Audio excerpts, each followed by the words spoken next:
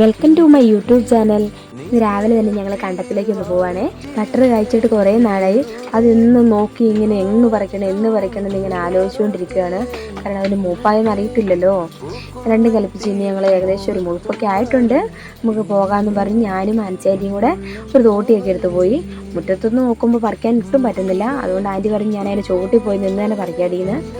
അങ്ങനെ ആൻറ്റി പറിക്കാൻ അതിൻ്റെ ചോട്ടി ചെല്ലുമ്പോൾ അത് കാണൂല. അങ്ങനെ ഒരുവിധ ഇലയുടെ ഇടയിൽ കൂടിയൊക്കെ ഞങ്ങൾ തപ്പി അത് ബട്ടർ പറിച്ച് കിട്ടിയിട്ടുണ്ട്. ഞങ്ങൾക്ക് 2 കിട്ടിയത്. ഇന്ന് ഈ ബട്ടറിന് വെറും 4 വർഷം പഴക്കമൊക്കെ ആയിട്ടുള്ളൂ.